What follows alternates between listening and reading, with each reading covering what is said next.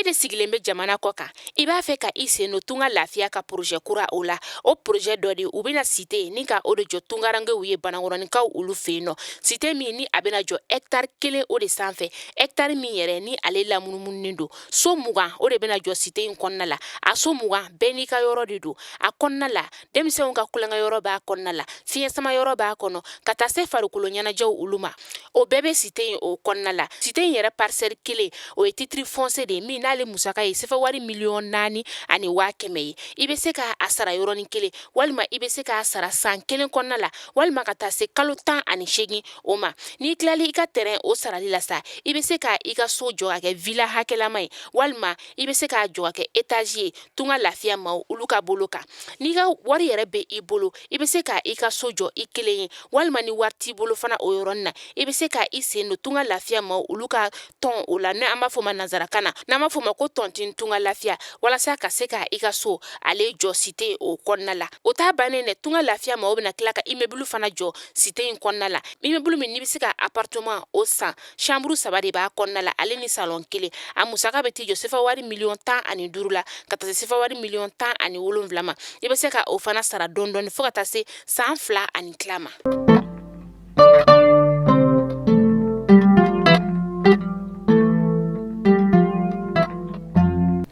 Bi ye araba ye novembre kalo tile 30 san 2022 an bɛ aw bɛɛ lajɛlen fo yan fo aw sigiyɔrɔ la Mali kɔnɔ yan ka taa se Mali kɔkan ma kɛrɛnkɛrɛnnena aw minnu sigilen bɛ jamana ale kɔkan ni aw ye anw ka tungarangew ye an bɛ aw fo danti foli min na ka sababu kɛ sanga n'a ka wagati aw de bɛ kunnafoni lajɛli ni k'a jɛ anw bolo an bɛ aw fo la danti foli min na kunnafoni aw b'a lajɛ tɛnɛn fo ka taga se juma ma o foli beleba ye aw ta ye tungarange mana kɛ diɲɛ fan 14 yɔrɔ yɔrɔ la an ka foli bɛ aw ye k'a to aw sigiyɔrɔ la kunnafoni ale waati selen ni a y'aw bisimila.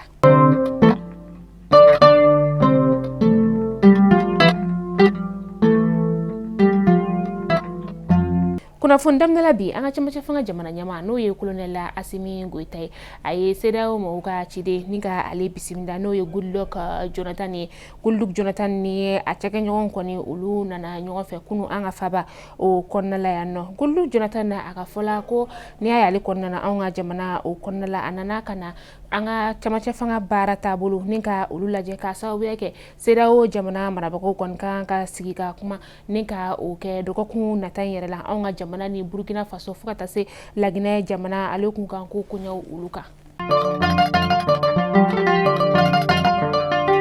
A bɛ tile damadama bɔ ŋunuŋunukanw kɔni bonyana kosɛbɛ bɔlɔlɔkannaw olu kan k'a yira k'a fɔ ko an ka faba misiriba yɛrɛ kɔni k'ale fan dɔ kɔni o bɛ ka jɔ ko o feerela sɔrɔ bosoba dɔ o ma an ka minisiri min bɛ yen nɔ ni ale ɲɛsinnen bɛ diinɛko koɲɛw ma ale kɔni y'a yira k'a fɔ ko ka nin yɔrɔ in jɔli ko k'a jɔ fɔlɔ ko fo ka taa fɔ ko ɲɛ sɔrɔla kow la wagati min na.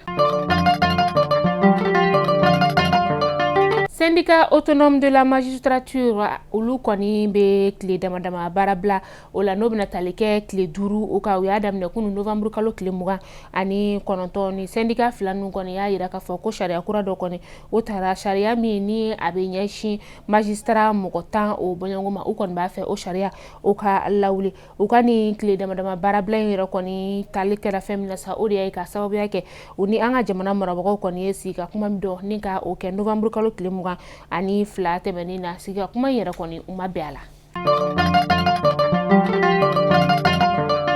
An ka fintigilakaw ka bolimafɛn kɔni o yɛlɛna mugujugu a kan Urukila ale ni Sunkunba ni ɲɔgɔn cɛ Urukila ni Sunkunba bɛ yɔrɔso o lamini na an ka fintigilakaw ka ɲɛfɔli o la sa an ka fintigilaka maa 2 olu bɔnɛna olu na maa 4 olu jogina o sɔrɔla ni bolimafɛn yɛrɛlen mugujugu o kan u y'a yira k'a fɔ ko nin ye a siɲɛ sabanan de kalo 4 o kɔnɔna la n'an ka fintigilakaw ka bolimafɛn ale bɛ yɛlɛ mugujugu kan. An bɛ taa Jalasawukaw fɛ yen nɔ maa minnu kɔni bɛ u ka dugu kɔnɔna la novembre kalo tile 28 tɛmɛnen u ka dɔgɔtɔrɔso min bɛ yen nɔ n'a bɛ wele ko CSRF bankasikaw olu fɛ yen nɔ a yirala k'a fɔ olu kɔni ye ɲɛfurakɛli ni ka o sɔrɔ k'a sababuya kɛ maa minnu bɛ yen nɔ ni ɲɛdimi bɛ olu la fura dira olu ma ka tila k'a yir'u la fana k'a fɔ k'u ka u mago don u ɲɛw la ni talikɛla fɛn min ye o de ye dɔgɔkun min ni ale talen bɛ ka ɲɛsin ɲɛ furakɛli o ma a bɛ to sen na fo décembre kalo tile 3 nata in na. Amita ansongo lakol karamogo ulu koni be tile damadama barabla ulami nu ya damne November kalo tile 28 temenina ugani tile damadama barabla yera koni minata like tile 7 o bonyo ka uya yera ka fo kube fe uga nyegen o ka glan ka photocopieuse kele ni ka o bleno ani uga lakol karamogo be sigi femi ka uga kalanso ulu kona la ko shite ubulo ukoni ni uga kalanso nyema koni sigi ka kuma ke nga nyema sorala halsa.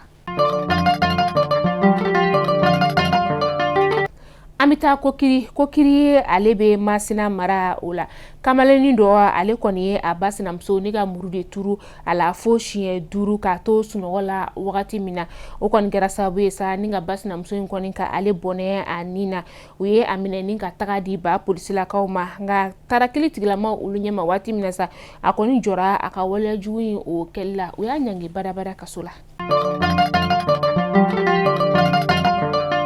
Yana nga kuna funda tukusa amita dulanci ale bunankun kan an bɛ se ka fɔ ni wagati na ka folike ka ɲɛsin Senegal la dulancilaw ulu ma ka sababuya kɛ u ni Equateur kɔni karila ɲɔgɔn na min ni u ye Equateur bugɔ